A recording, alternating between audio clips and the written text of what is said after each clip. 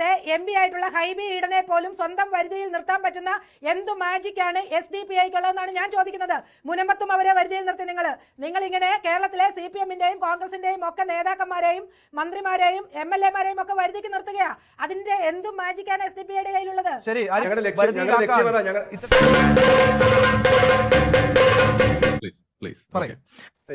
ഇവിടെ എന്തെങ്കിലും മാജിക് ഉണ്ടോ എന്നാണ് ചോദിക്കുന്നത്. ഇത് പ്രത്യേകിച്ച് മാജിക് ഒന്നുമല്ല. ഇത് ലോകത്ത് കണ്ടുവരുന്ന ഒരു ഇസ്ലാമോ ലെഫ്റ്റ് ആക്സിസ്, അതിന്റെ ബാക്കിയാണ് ഇവിടെ കണ്ടുകൊണ്ടിരിക്കുന്നത്. ഞാൻ എപ്പോഴും പറയാനുള്ളത് മാതിരി ഇടതുപക്ഷം എന്ന് പറയുന്നത് യൂസ്ഫുൾ ഇഡിയറ്റ്സ് ആണ്. ഈ SDPI എന്ന് പറയുന്ന പാർട്ടിയാണെങ്കിലും അവർ പ്രതിദാനം ചെയ്യുന്നത് ഇസ്ലാമിക് ജിഹാദിനെയാണ്. അവരുടെ ലക്ഷ്യം എന്ന് പറയുന്നത് ഇന്ത്യ എന്ന് പറയുന്നത് ഇസ്ലാമിക രാഷ്ട്രമാക്കുക എന്നുള്ളതാണ്. അതിന് വേണ്ടിയിട്ടുള്ള എല്ലാ കുത്തിത്തിരിപ്പ് ഉണ്ടാക്കുക എന്നുള്ളതാണ് അവരുടെ അജണ്ട. അവരുടെ ലക്ഷ്യം എന്ന് പറയുന്നത് ജിഹാദാണ്. ആ ജിഹാദിലൂടെ ഇന്ത്യയുടെ ഭരണം അത് മുസ്ലിം ബ്രദർഹുഡ് മുന്നോട്ട് വെക്കുന്ന സംഗതിയാണ്. ആ സാധനം ഇവിടെ ഇറക്കുമതി ചെയ്ത് അതിനുവേണ്ടി പ്രവർത്തിക്കുന്ന ആളുകളാണ് ഈ SDPIയും പോപ്പുലർ ഫ്രണ്ടും ഒക്കെ ഒന്ന് തന്നെയാണ്. അത് ജിഹാദ് എവിടെയാണ് അന്വേഷണങ്ങൾ നടക്കുന്നു വേണം. നിങ്ങളുടെ തന്നെ കസേരയുടെ മൂട്ടിൽ ഇരിക്കുന്നുണ്ട്, അതിന്റെ ഡോക്യുമെന്റ് എടുത്ത് വായിച്ചു നോക്കുക. Mission 2047 document. ഓക്കെ, അപ്പോൾ അതിനുവേണ്ടി ഇറങ്ങിയിരിക്കുന്ന സമയത്ത് അതിൽ നിങ്ങൾ കുഴിച്ചു വെക്കുന്ന കുഴിയിൽ വന്നു ചാടുന്ന യൂസ്ഫുൾ ഇഡിയറ്റ്സ് ആണ് ഇവിടുത്തെ ഇടതുപക്ഷം.